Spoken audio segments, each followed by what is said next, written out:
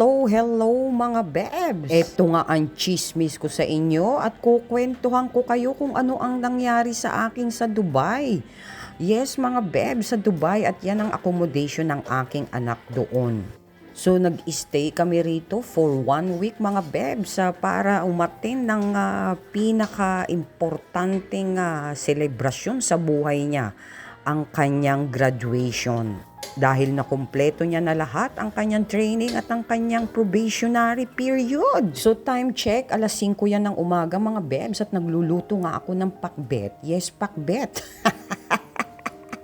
Pakiramdam ko ay nasa Pilipinas pa rin ako. At mga mahal ang mga bilihin dito mga bebs. Kaya naman paminsan-minsan ako ay nagluluto rito ng aming uulamin. At minsan din ay kami ay lumalabas para naman na doon mag-dinner. Wala sa plano ang pagpunta namin dito sa Dubai. Pero ang anak ko naman ay talaga namang ora-oradang magdesisyon.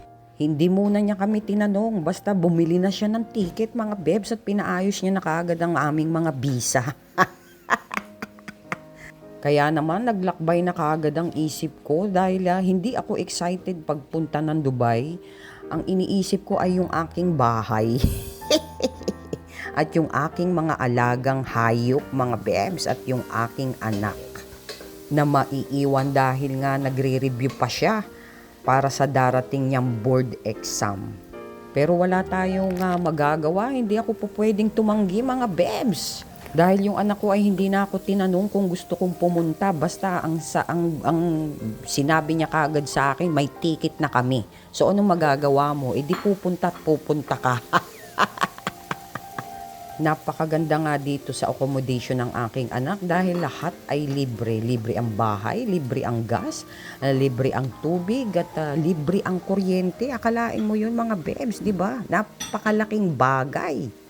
At alam mo, bago nga ako pumunta dito sa Dubai, alam mo, marami akong iniisip. Iniisip ko kung paano ako makakasigarilyo dyan dahil baka mamaya sobrang higpit.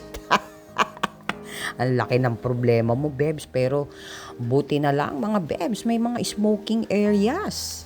Kahit doon sa airport ng Emirates, ay napakaganda ng kanilang airport, mga bebs. Akalain mo ang smoking area, di aircon pa, may upuan ka pa at may tagalinis pa ng upos mo pag lumipad. Kukwentuhan ko pa kayo ng mga journeys ko dito sa Dubai kung saan ako mga ipinasyal, kung saan kami pinasyal ng aking anak. Nakakapagod pero masaya kahit gumastos ka ng medyo malaki-laki kasi mahal ang expenses dito mga bebs, sa mga bilihin. Kaya naman nagpapalit din ako ng sarili kong pera para naman hindi ko lahat iasa kay Junakis dahil taxi pa lang, agoy. Napakamahal mga bebs ng transport ito dahil walang bus dito. Most of the time ay taxi talaga. At yung taxi pwedeng book at meron ding nag-aantay doon sa harap ng bahay ng aking anak.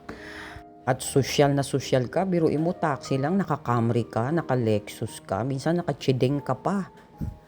At kung gusto mo pa ng mas high-end na booking ng sasakyan, ay pwede kang mag-order ng limousine. Yun nga lang, kailangan handa rin ang bulsa mo. So nag-request si Junakis ng pakbet, kaya naman pakbet ang niluto ko at namimiss niya na ang aking mga luto. Kaya naman yan ang niluto ko na nilagyan ko ng chicharon. So yun lang mga bebs, good vibes.